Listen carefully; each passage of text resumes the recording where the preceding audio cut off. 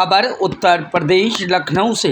UP ATS ने छांगुर बाबा और उसकी मुख्य सहयोगी नीतू उर्फ नसरीन को 7 दिन की रिमांड पर लिया गया। उपरोक्त के संबंध में उत्तर प्रदेश के एडीजे कानून व्यवस्था अमिताभ यश ने बताया। आपको पूर्व में भी जानकारी दी गई थी कि जमालुद्दीन और छांगुर बाबा की गतिविधियों के संबंध में मुकदमा एटीएस में पंजीकृत किया गया था।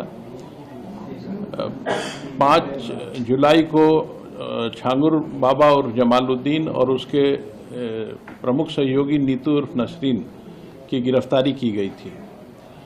आज 7 दिवस का रिमांड यूपी एटीएस द्वारा इन्वेस्टिगेशन के दौरान इन दोनों मुख्य अभियुक्तों का लिया गया है। इनसे इस गैंग के सभी गतिविधियों, इनके मनी ट्रेल, इनके द्वारा अर्जित अवैध संपत्तियां इत्यादि की जानकारी की जाएगी।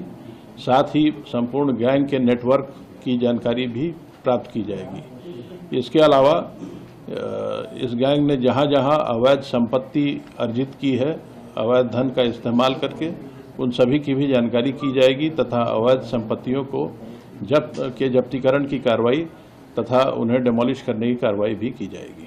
सर, क्या अभी तक जो जितनी भी आगे पहले जांच पड़ताल हुई है, क्या इस बात की कोई जानकारी अब तक कितने लोगों का अवैध धर्मांतरण कराया होगा, कितनी महिलाएं होंगी, कितने पुरुष होंगे, कोई आइडिया? इस संबंध में अभी कोई गैस करना उचित नहीं है, क्योंकि एटीएस इस पूरे प्रकरण की विस्तृत जानकारी कर रही है, उसमें गहन विवेचना कर रही है।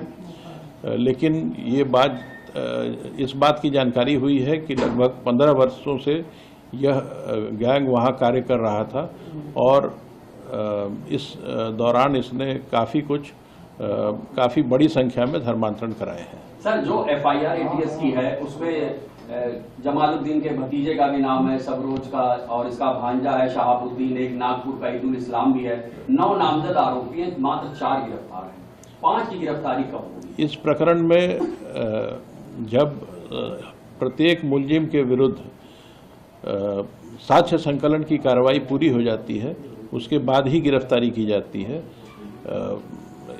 एसटीएफ ने अपने जांच में काफ़ी साक्ष्य संकलित किए थे और जहां जहां उन साक्ष्यों के बारे में पुख्ता तथ्य इकट्ठा कर लिए गए हैं, जिन मुलजिमों के विरुद्ध पुख्ता तथ्य प्राप्त हो गए हैं, उन सब की गिरफ्तारी कर ली गई है।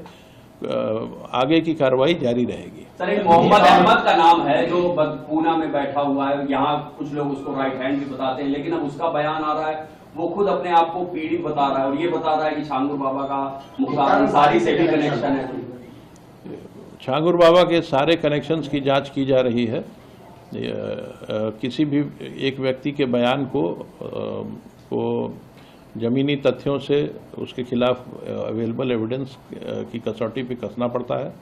जब सारे जानकारियां इकट्ठी हो जाएंगी तभी मैं इस पर कोई स्टेटमेंट दे पाऊंगा। मोहम्मद अहमद आरोपी है? मोहम्मद अहमद आपके लिए आरोपी है सर? मोहम्मद अहमद इस प्रकरण में नामजद है और एटीएस उसके संबंध में जांच कर रही है। जांच से, विवेचना से जो तथ्य प्राप्त होते हैं उसके आधार पर कार्रवाई की जाए। सर, ईडी ने आपसे जानकारी मांगी है, क्या ईडी भी मनी लॉन्ड्रिंग के तहत कार्रवाई करेगी? ईडी द्वारा एटीएस से इस प्रकरण में दायर एफआईआर की प्रति मांगी गई थी। इसके अलावा और कोई जानकारी इस मुख्यालय के स्तर पर उपलब्ध नहीं है। क्या सर ये जानकारी में स्विस बैंक में भी इन लोगों का खाता है, दुबई या शारजाह में? नहीं, ऐसी कोई जानकारी अभी। Bureau report, news hub Bharat.